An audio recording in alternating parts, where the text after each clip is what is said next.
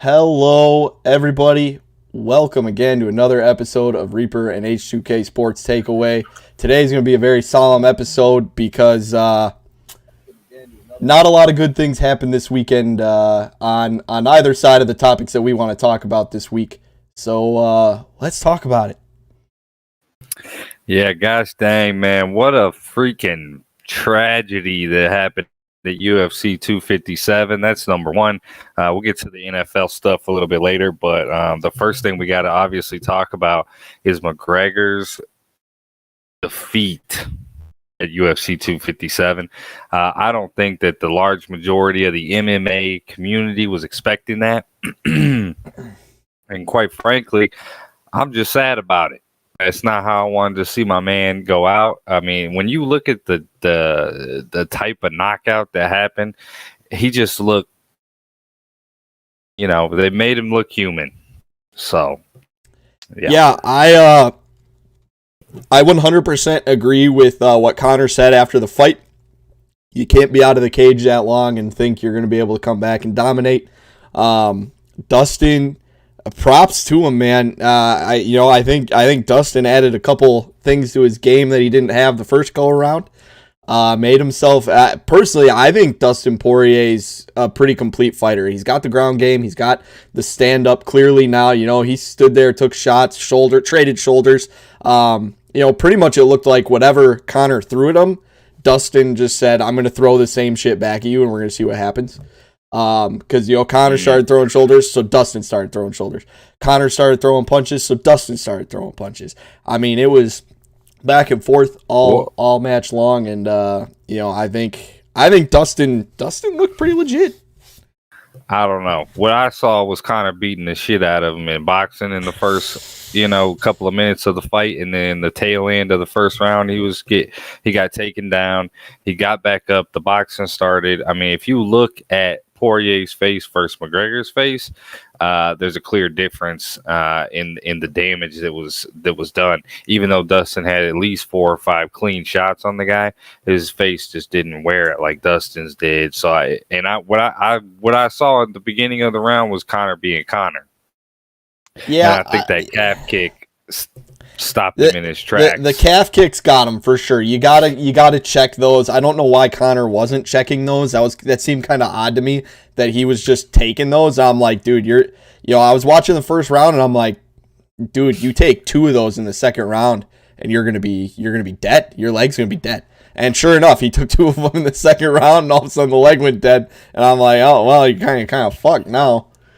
Yeah, I mean, when I saw that, I just thought, man, what I felt was the end of an era had happened at that moment. And it's just such a sad thing because, in my personal opinion, I think that Conor McGregor has done what Michael Jordan did for the NBA as far as exposure is concerned. And to see that happen in that fashion, as a Conor McGregor fan, someone that I look up to, because this guy said what he was gonna do and did it. You know what I mean? And he came from humble beginnings, and I think that we in America appreciate that type of stuff, even though he's from Ireland. But when you see someone rise from a bottom position to the very top, it gives everybody encouragement.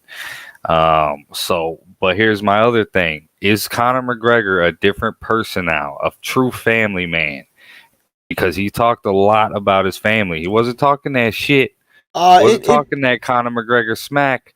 It sure seemed like it. Go ahead. It sure seemed like it.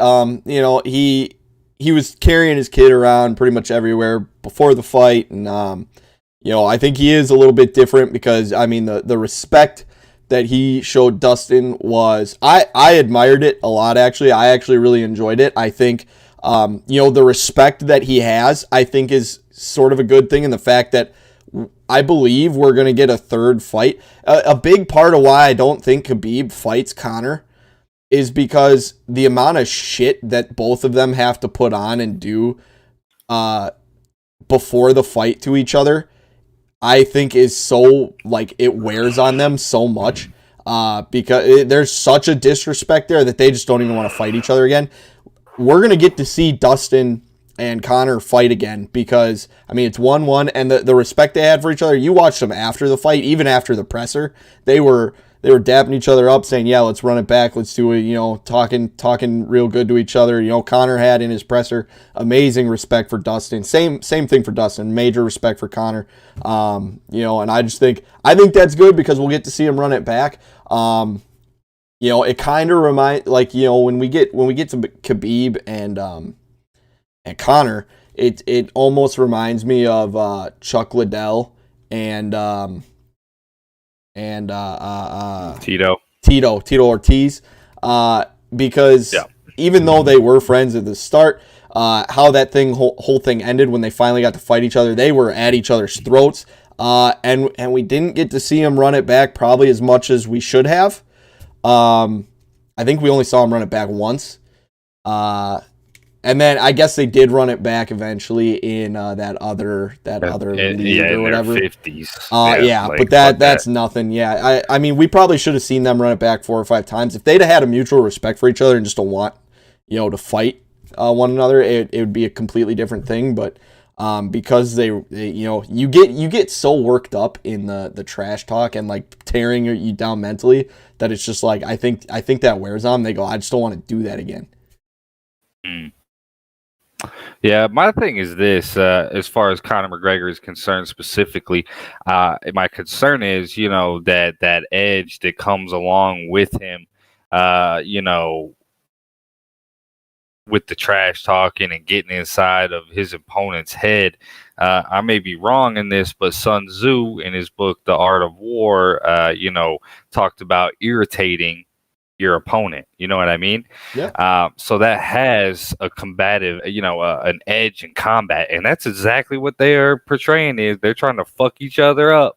That's what the goal is. That's true. That's true. So along with that, bringing that fire and intensity with that.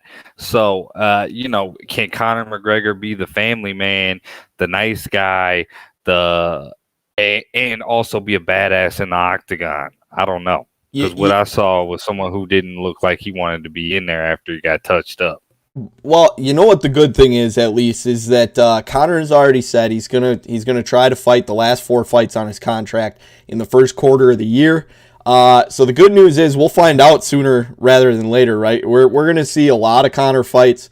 Probably month after month we'll see a Conor fight if he's trying to do all 4 in the first quarter so that he can run those next 3 that he gets on his contract in the back half of the year. I think we're going to see a lot. Good news is that Pacquiao fight that he was talking about ain't gonna happen if that's what he's trying to do, you know. So we're gonna see a lot of Conor, I think. So it's gonna be a lot rather sooner rather than later.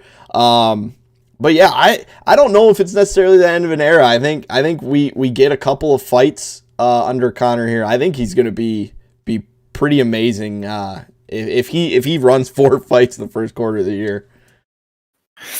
We'll see what happens. Like I said, man, I just don't know if he can be the same fighter without the trash talk and all that stuff, and bringing that certain edge, you know, to him, and the chip on his shoulder. You know, it's just not there anymore, man. He's accomplished so much financially.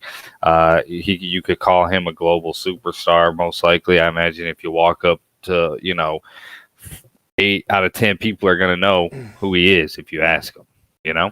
Yeah, no, that's absolutely it's true. Just, I just don't know if, you know, if he's going to have it, you know, if he wants to be a stay-at-home dad or whatever, you know, just go and run the whiskey business and do that, man. Maybe I think he should consider, you know, let's just leave it, because I don't want to see him get done like that again. Well, see, here's part of my issue too. So I know the leg was dead, so the movement is tough. But I think it's still same flashy Conor, because I think that's what got him in trouble. He tried to stand there and he tried to be Muhammad Ali, and he tried to, you know, just dip and move out of these punches. Didn't work. Not fast enough to do that. You haven't been in the cage enough lately to do that. I think you get him in the cage more and he keeps that same like swagger mentality about him of like, just try to hit me in the corner. I think you'll see a little bit of old Conor there, but you know, I blame a lot of it on that. He should have got out of that corner the second that Dustin backed him up in there. He should have known better. He should have known that he was going to try to keep him against the fence and then even possibly go for a takedown out of being on the fence there. So I just didn't like him being there. That was just dumb move by him staying in that corner. Yeah. And he, in his press conference, he did say that he was trying to check the leg, check the kicks. He said it just wasn't working for him. But I think that first one, I think he stated that first one just completely made his leg go out and give out. That was it when the first one landed. So it's kind of, because if I think about it, no one's ever done that to Conor, not kick him in the leg like that. And this calf kick revolution is kind of a newer thing too.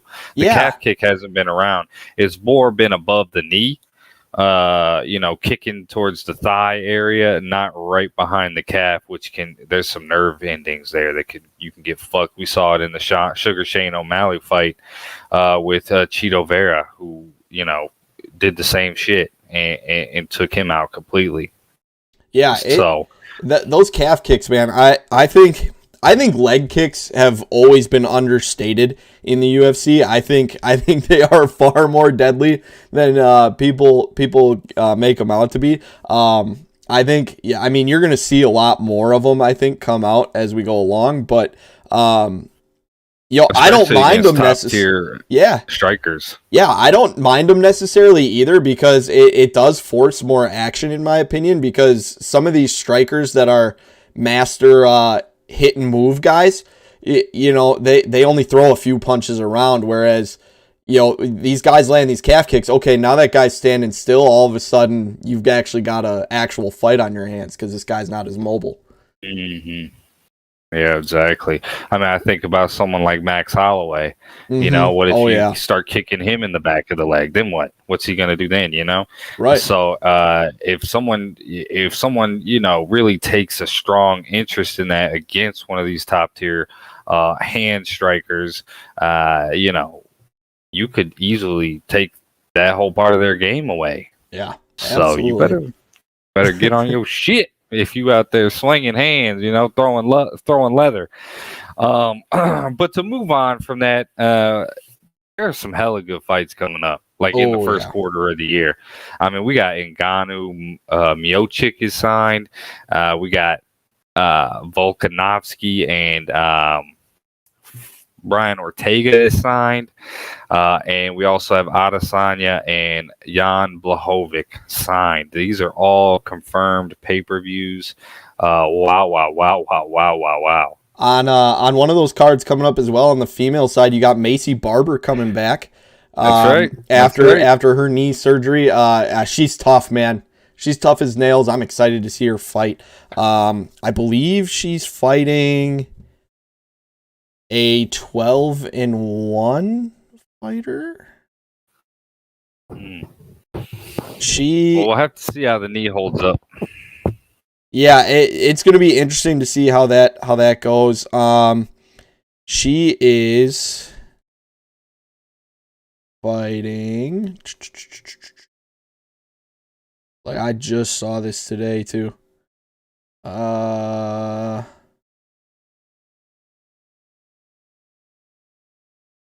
She is fighting Grasso. Who I do believe is like 12-1. So I mean, it's going to be an interesting fight for them. And then these cards coming up look interesting too. Kind of going back to the last weekend's card. How about Chandler? Yeah, what an explosive knockout versus by that Hooker. guy. Absolutely. Man. Yeah, Hooker, Chandler's pressure was just on a different level. I think Hooker was really concerned about the takedown and left himself open for a really winging shot, if I remember correctly, and just dumped him right on the chin, man. I thought Hooker. I thought Hooker almost looked confused because like he really didn't throw any punches or anything. He just kind of ran around and got hit. That was about it. Yeah. It was weird, man. Absolutely. It was a weird fight, but congrats to Chandler. I'd like to see either Chandler or Poirier fight. I think Justin Gaethje still needs to be in the conversation somewhere. I agree. They're talking about Charlie Oliveira being involved. So we'll have to see how that goes. But Connor's got to get some wins before he can consider it, I think, at this point. Yeah, what I was going to say about UFC 257 specifically, they were saying JoJo Calderwood should be in a championship fight, or at least hinting at it. That's what the commentators felt like. I just got to disagree with that 100%.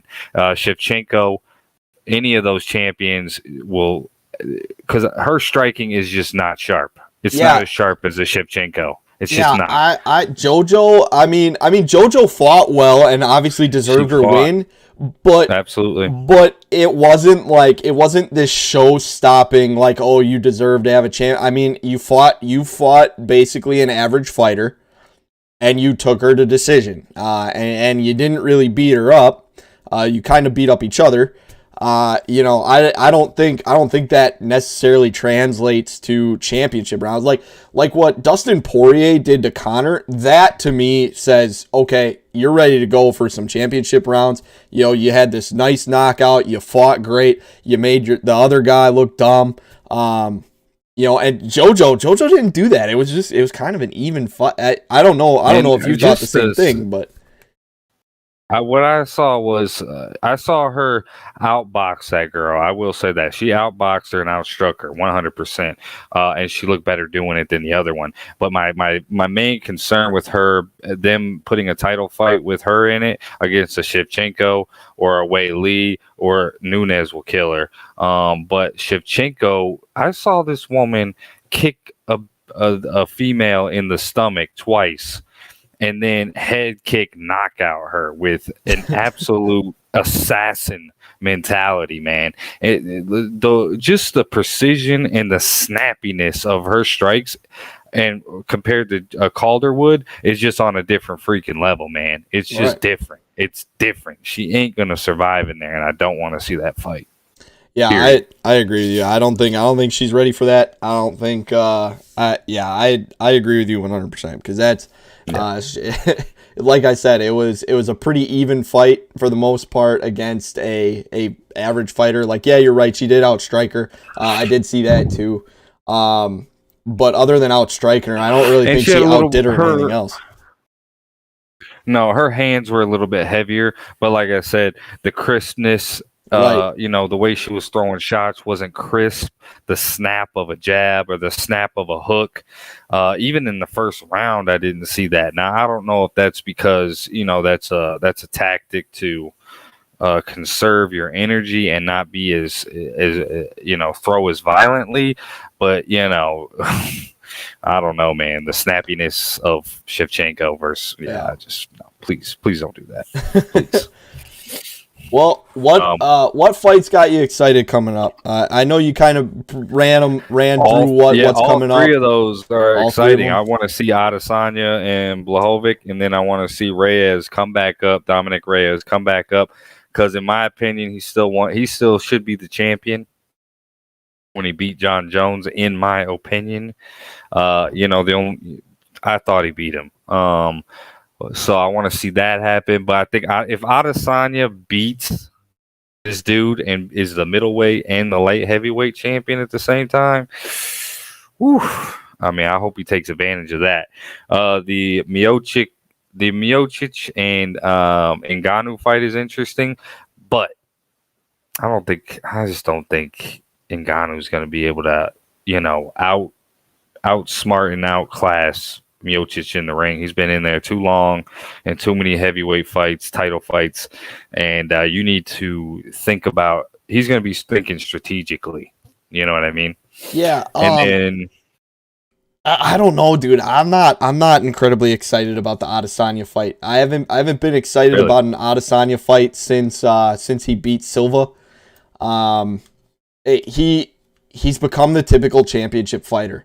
He throws 3 punches, a couple kicks around, and then dances around the ring for the rest of the round. And then he wins rounds, takes it to decision, and obviously the champ's going to get that decision every time. So I think he hasn't been excited since he fought Silva. He just doesn't seem hungry. Now, granted, part of that I think is also that he knows that nobody's really close to him in his skill of fighting necessarily. But still, you could still put on a show for me and, maybe knock a dude out or submit him or something, well, personally, knocked out Costa. Yeah, that's true, but I don't know. It just hasn't seemed as exciting. What I'm actually more excited for, I want to see Justin Gaethje on a card, mainly because I think he would go really hard no matter who he's fighting, because I think he feels like he's got a lot to prove going forward after that absolute ass whooping he took from Khabib. Yeah, everybody's got their ass whooped by Khabib, but yeah. I mean, that's another thing to consider. It sounds like, Khabib's got to be. They got to strip this guy, and they need to make a lightweight. They need to get a lightweight championship fight going, because it doesn't look like Khabib's coming back anytime soon, from what I understand. So. They gotta get some shit together in the lightweight division and make a fucking decision on, who's gonna fight for it. And you got pretty much 3 or 4 guys right there that you need to make some decisions on. You got Chandler, you got Poirier, you got Gaethje, and you got Charles Oliveira. I think McGregor's now no longer in the conversation unless Poirier and him run it back quickly. And he wins by knockout and looks sharp and fresh. But yeah, something's got to happen with that. Yeah, I agree with you. And you know what I can actually see happening is Dustin Poirier after that Conor knockout. He was already the number 2 contender in that division. So in my opinion, I think Dustin Poirier is looking at a championship fight, whether that's with Khabib or for an interim title. So I think that's what's coming next for Dustin Poirier. Now, what's interesting is Dustin Poirier, if they decide to run it back with Conor, I think what's incredibly interesting about that is if Dustin wins a title, I think Conor's then in a title fight with Dustin Poirier, because I think they are going to want to run it back quickly. And if Dustin's next fight is for a title, it only makes sense that the next fight after that is a title fight for Conor McGregor in Dustin Poirier versus Conor McGregor 3. Yeah, I don't see that being the case, because you got 3 other guys on the outside who didn't, who have some money on the race or stake in the whatever the fuck. I don't think you could do it like that. I think you got to consider Chandler, you got to consider Gaethje, and you got to consider Oliveira, because Oliveira's been hanging around that top 5 for quite some time. And the way he dominated Ferguson, yeah, that's what I think. I think that something's got to happen. Chandler needs to fight Gaethje. The winner of that fights Poirier, and then boom. Then that's the title fight. Gaethje and Chandler fight, and then Poirier, and then after Poirier either wins or Gaethje or Chandler win, then Oliveira maybe gets a shot. And I think that's how it should go. Unless Conor does something stunning, fights Oliveira, beats him up, and then fights maybe Gaethje or Chandler, beats them up. Then it's, whoever the champion is at that time, Conor gets the fight. Yeah, I mean, that makes sense too. I'm just thinking in terms of a moneymaker. I mean, if you're Dana White, I feel like you gotta run Poirier McGregor 3 as quick as possible, because I mean, like you said, Conor's so popular in the sport right now that after that fight, I feel like that's what people want to see. So that to me is what makes it a real possibility that, hey, if Dustin gets a title fight, maybe we see Conor fighting Dustin for a title fight. For sure. I mean, anything's possible, but I don't know. The way Conor got routed like that, and the way he looked, he's got to do something special. He's got to do something of significance. That's what I think. Just the way he came in there. I'm sure he was prepared, but something wasn't right. He didn't look great. He didn't look right to me. So, yeah, I definitely. It's a great transition into the next segment, because the disappointment you had in Conor McGregor the following day. Yeah, I had the same feelings of disappointment in my Green Bay Packers. Your world. And not just my Green Bay Packers, but mainly in head coach Matt LaFleur. This moron. Let me tell you how stupid this former Tennessee Titans coach. I can understand why you guys were so bad for so long now. This guy has the best red zone quarterback in team in NFL history. And on 4th down with a chance to tie the game with a little over 2 minutes left, takes his offense off the field and kicks a field goal. Now, granted, he had all 3 timeouts, and he had technically a 4th one with the 2-minute warning. But you're telling me this team who has ran the ball on you all game and completed pretty much every short pass that they threw, the long passes, we saw how that went. TB threw 3 interceptions when he was doing those. But every short pass they threw, and they were running for about 5 yards a carry the whole second half. I'm going, you really don't think they're going to get 2 first downs? It's all they got to do is get 2 first. Yep. You're never going to get the ball back. What an idiot. What an absolute idiot. And then on top of that, you drafted a quarterback earlier in the year. And so taking your star quarterback, your MVP quarterback off the field, you're going to lose your MVP quarterback. Bullshit. Yep. Yeah, man, that was a tough loss for sure. As you know, I mean, I do support the Packers. Obviously, Tennessee is my number 1 team, but if I have a second team, it is the Packers. It's tough to see them go out like that, especially to the Tampa Bay Bucks with Tom Brady at the helm. It was just a rough game. I don't know what else to say. The Packers, I mean, they got down 31-10, if I'm not mistaken. Did they not? No, I believe it was 21-10. I don't think it was ever that far out of reach. But even then, 21-10, man, that's actually, I think it got to 28-10, I believe, because they fumbled right to begin the second half near the goal line, which by the way, is pretty much how Tom Brady has scored on every single drive this season, is that his defense forced a turnover inside the 20, and then he just throws a 20-yard pass, and everybody's, Tom Brady's so great. Fuck this guy. Oh shit. Okay. I mean, yeah. But when you get down 28-10, I don't care what team you are, or who you have as your quarterback. You're playing a team in the NFC Championship game. They're a good ass team. So to get down like that it's hard to overcome. It's just a rough one, man, for sure. But I know you don't want to talk about it, but we got to talk about, if Tom Brady goes in and wins this Super Bowl. You mean if the Tampa Bay Buccaneers go in and win the Super Bowl? If the Tampa Bay Buccaneers go in with Tom Brady leading the team. Because let me tell you, that defense carries him so hard. I'm surprised all the defensive players haven't broken their backs from carrying Tom for the last 20-some weeks. I mean, it's ridiculous. This defense, it wins him football games. He throws 3 picks on drives to go up by 2 scores that are crucial drives to guarantee the victory of the game. And guess what the defense does? Steps up and stops Green Bay 3 times. I mean, you can't...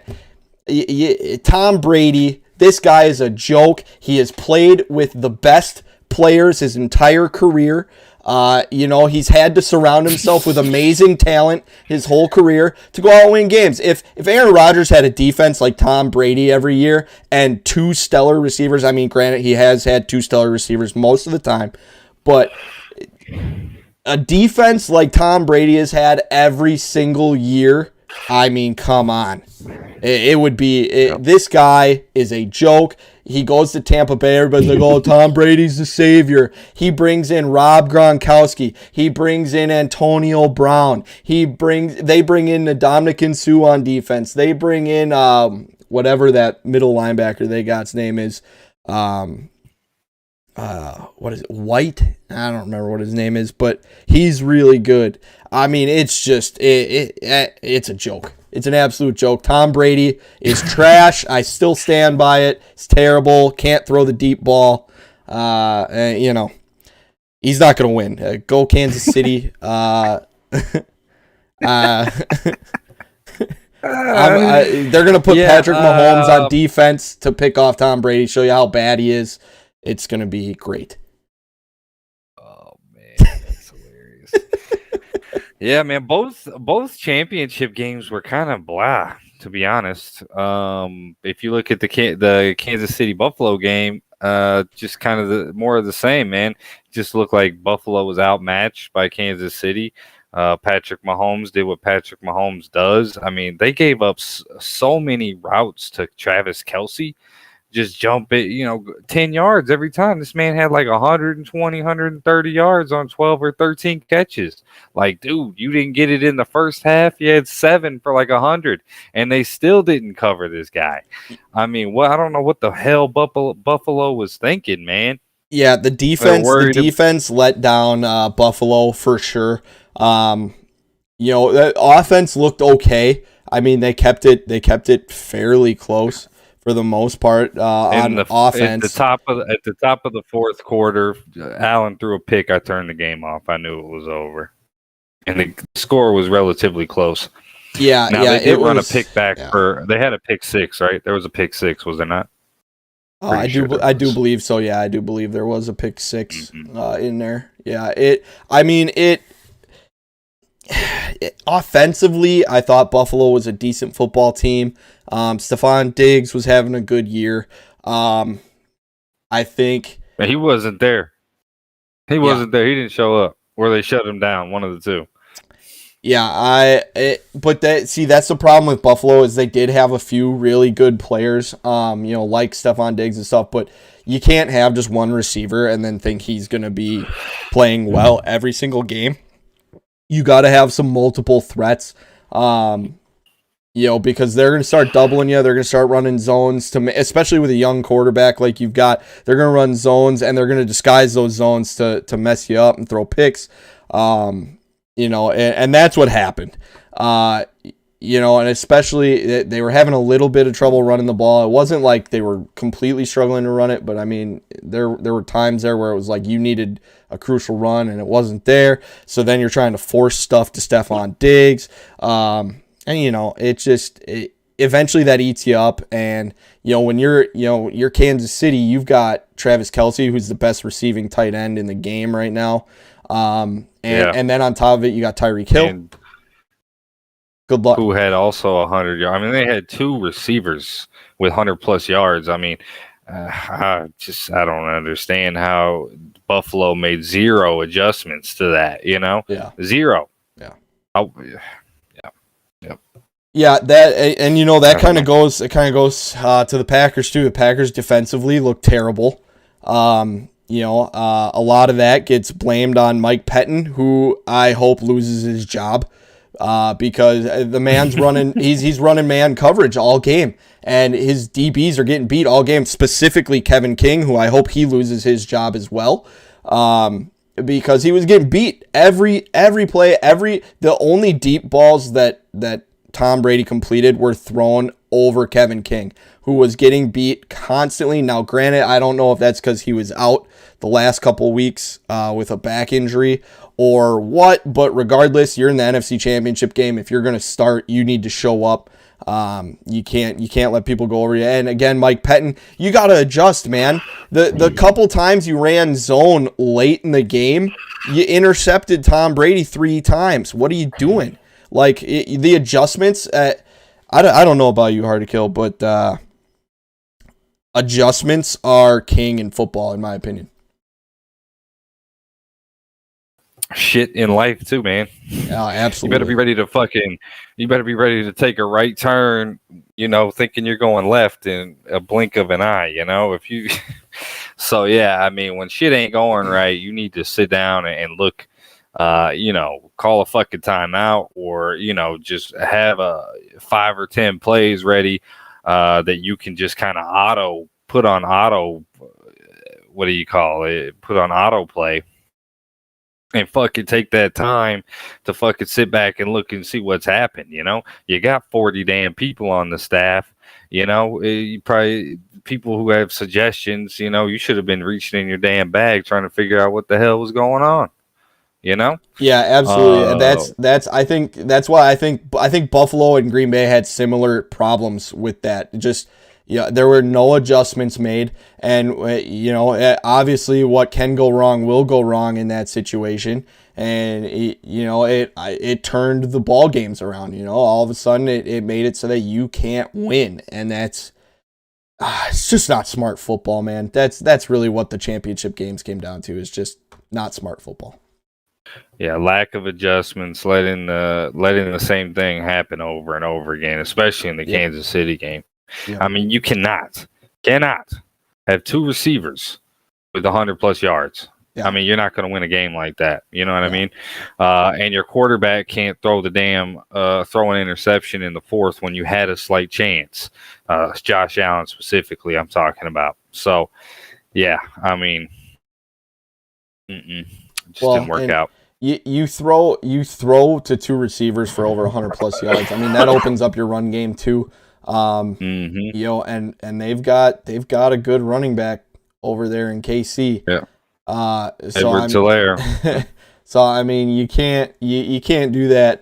It's going to lead to problems, especially in the 4th quarter, because they're going to start running the ball and you're screwed. You don't have a chance.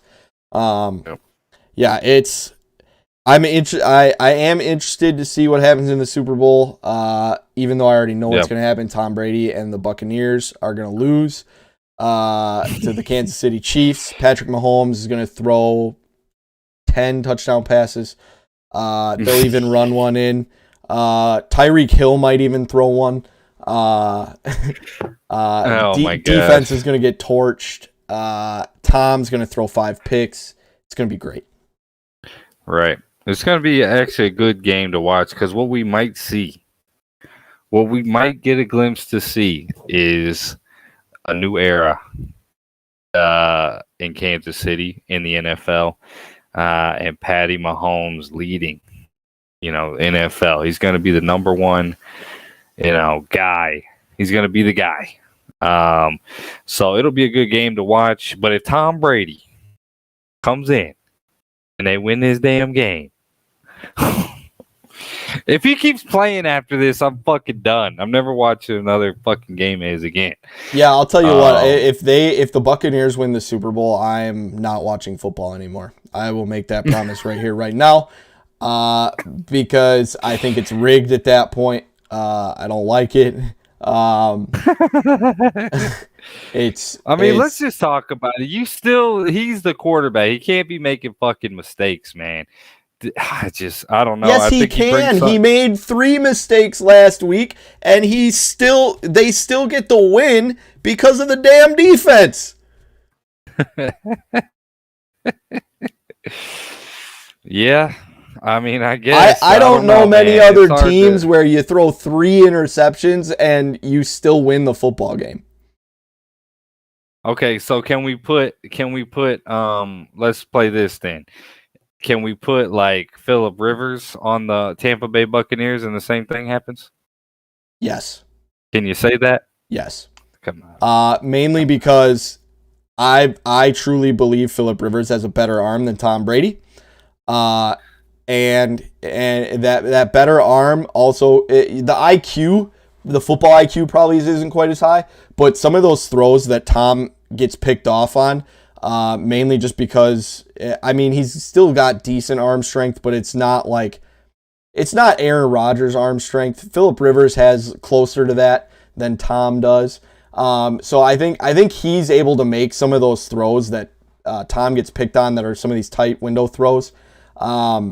So I still think the same thing happens. I think Phillip Rivers probably throws 1 or 2 interceptions, but I don't think he throws 3. And yeah, I think the defense still wins them the football game. Interesting.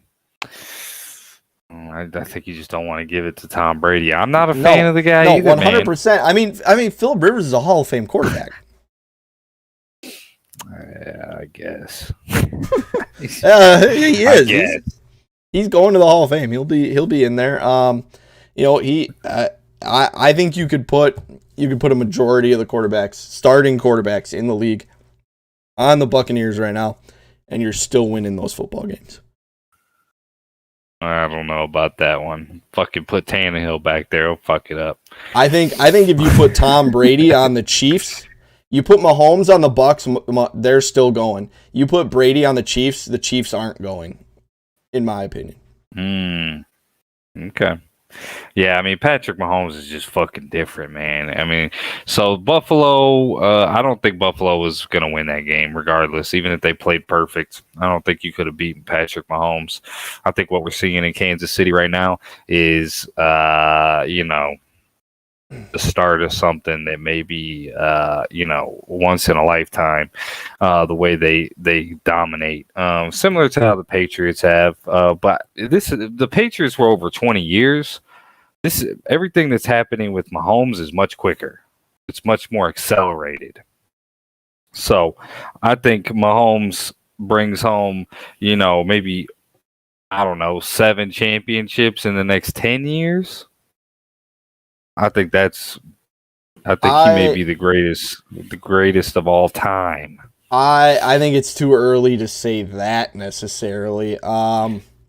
What's going to be interesting here is if the Chiefs win, it's going to be interesting to see what Andy Reid does. This guy will have won multiple Super Bowls. He'll have taken 2 teams to the Super Bowl, multiple times. It'll be interesting to see if he continues to be the head coach or if he kind of rides off into the sunset. Because personally, I think if he rides off into the sunset, man, this guy, he's a first ballot Hall of Fame coach. So that'll be interesting as well, because without him, I don't think the team, I don't think that team is the same without Andy Reid. Nah, probably not. And I think Andy Reid, being the person that he is, if you look at Belichick coaches that have funneled out, to other teams, none of them are successful really. Mike Vrabel, I mean, he's having okay success right now, but he was never under Belichick as a coach at any point. But if you look at Belichick's coaching tree, you see that a lot of them just really don't pan out. Look at Matt Patricia. Look at Josh McDaniels. They all suck when they go to a head coaching job. But you look at Andy Reid tree, it's a completely different story. I think that Sean McDermott is under the Andy Reid tree, if I'm not mistaken. I could be wrong on that. But the way that he teaches and does things, I don't think he'll leave Patrick Mahomes because I think he sees what everyone else sees, which is,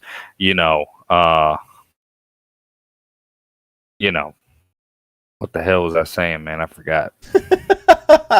Yeah, no, you're talking about the Belichick coaching tree and stuff. Right. Yeah, the Belichick coaching tree. And versus the Andy Reid. So what I'm getting at is his mentorship, the way he does things is just different. Yeah. Andy Reid. I think he takes mentorship seriously. I think Andy Reid. Part of his greatness is also there's a comment in YouTube, by the way. You should probably check that out. Sean McVay or Matt Nagy. Hi, Sean McVay is getting a big coaching tree for no reason. Thought? Yeah, You're fired. part of I think Sean McVay. The success isn't quite there for him. No, it's not. That team it had a couple solid teams come through there, and you haven't quite put up what you probably should have. But yeah, that's where my stance kind of is on that. I don't know about you, H2K. Yeah, Sean McVay is too young. He's put together quite a team there in LA, especially with Jared Goff as your fucking quarterback. I don't think he's anything special, but you've taken something that is average and made it great. Well, let me rewind the fuck out of that. You have taken something average and made it good. So there's that. But as far as his coaching tree goes, I mean, I can't name one coach off of his tree. So I mean, if Matt Nagy, whoever the hell you are, you want to tell us who that might be. He also said Mike Vrabel's old school and his stubbornness to not even hire a defensive coordinator will lead the Titans to nowhere. Yeah, fire them all, Matt Nagy. You're right. Yeah, I think, so stubbornness in coaches is one thing that I think leads to issues. That's so true. That's so true. Kind of, AKA, Matt LaFleur. This guy, is keeping Mike Pettin around for no reason, other than he likes Pettin. This guy's taking Rodgers off the field, kind of trying to show how big his dick is. And I don't like it. I think you got to keep Aaron Rodgers and the offense on the field, try and win football games. Now, going back to Andy Reid, I think part of what makes Andy Reid successful right now, he's got a lot of personalities on that Kansas City team. Mm-hmm. And I think what Andy Reid does the best is he keeps those in check. He keeps a bunch of the bullshit that those guys are probably getting into under wraps real well and real quiet. And then he makes sure that on the field that even though, they still got big personalities and you still see them show those big personalities, I think he makes sure that they don't show as much. And I think that's really what gets him these solid ass football teams is that he's able to keep these guys, he's able to keep them in check. Right. I don't know if that's what it is. I just think that I look at the success of his other coaches.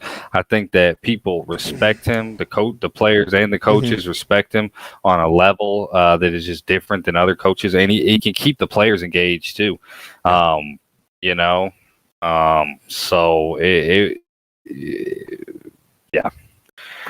black coaches who deserve a chance. Lovie Smith, Todd Bowles, Marvin Lewis, Jim Caldwell, and Frazier, and Bieniemy. Eric Bieniemy now, yeah, he's somebody for sure. Lovie Smith, I thought he already had his chance at Chicago, but he never had a good quarterback. So maybe Todd Bowles. I don't know. He was at the Jets, so who knows? The Jets are fucked up. Like, I don't know who's running that team. The Tannenbaums, I think, right? Who own that team, man? The fucking Jets are a disaster and have been for like a fucking decade. So, but yeah, I mean, look at Mike Tomlin, man. Excellent coach. Kind of. Yeah, so I don't know about Super Bowl. I'm really hoping Kansas City wins. I don't want to see Tom win at all. I think it's bad for the league if Tom Brady wins. I think it's bad for the public if Tom Brady wins. And I'm real sad that Aaron has since said that he's not leaving, and the Packers staff says we're not stupid. We wouldn't let him leave. I still think he's leaving. I think he's gone. I think he's heading to Indianapolis. I swear to God, if he goes to Indianapolis, I'm burning. Have fun because I've heard the Steelers are in there as well. You'd have to face that twice a year. I heard the Patriots are there. You'll never see a Super Bowl out of the AFC again. If that happens, just the number of teams that got listed out of there, I'm like, wow, you could go to the Super Bowl with any one of those teams.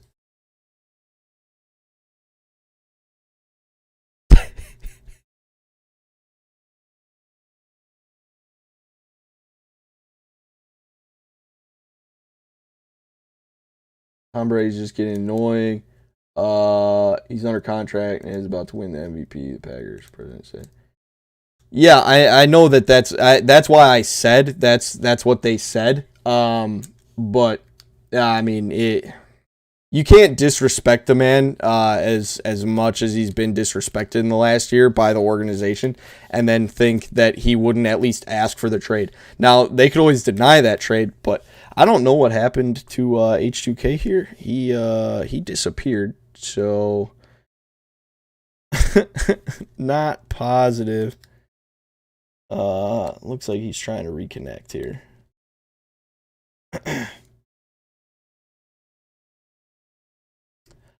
Yeah, he oh. Come back. Hey, there it is. There it is. Okay. So I don't know what we were talking about. Were we talking about Matt Nagy's stuff in here? Yeah, sort of. I kind of just all over the place currently, but right. Yeah, he is all over the place. Holy shit, man! Get your thoughts in order, Matt Nagy. Jesus, man. Hey, we appreciate you stopping by, though, homie. But yeah, I mean, who do you got in the Super Bowl? Well, you already said Kansas City, but I think it's an emotional fucking decision. Yeah, I got Kansas City all the way. I think I think Brady winning another one is bad for the league. I think it's bad for all of the people that all the people that watch the NFL.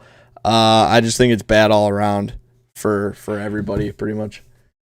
Yeah, so, I mean, I'm gonna go Kansas City, but we lost him again, dude. He's having some internet connectivity issues, man.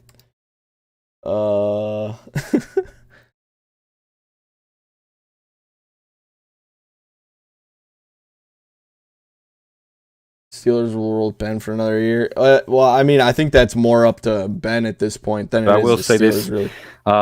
Oh, you're back. Oh, no, we lost you again.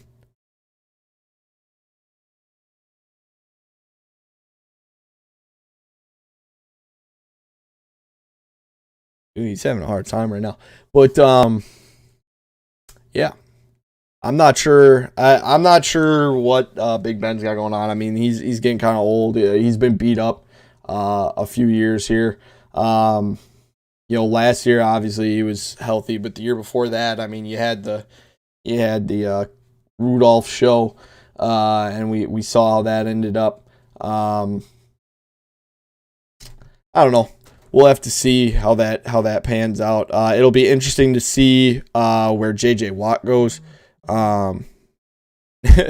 His internet is out, but yeah, so there's a lot of interesting stuff coming up, even besides the Super Bowl, free agency markets and everything. You've got some really great players that are potentially moving on.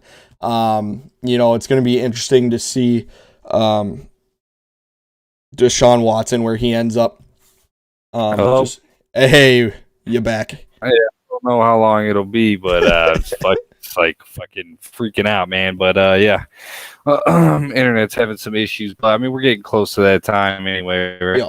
Yep. Yeah, I mean we're getting there. So, Ben's cap is $40 million. He's playing. Yeah, but again, that's not up to the franchise though. That if the dude decides to retire, you can't do anything about it. That's what I'm saying. So whether the Steelers want to roll with him or not, it's not up to them. He froze again. But yeah, so I mean, it's not up to them. But and hey, let's try to keep the team. Something kind of like that, man. Keep that out of chat. That's not cool. But anyways, Hard to Kill's having issues, and we're getting to that time anyway. So we're gonna call it right here. Thank you to everybody who watched. We appreciate it. We enjoy you being around. We're here every Wednesday, starting at 8:30, here to talk about everything sports related, any of the happenings that have been going on throughout the week and all that kind of stuff.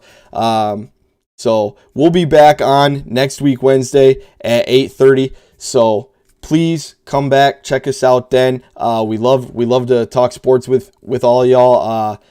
Even hop into our Discord. We might even bring you on the show to converse with us.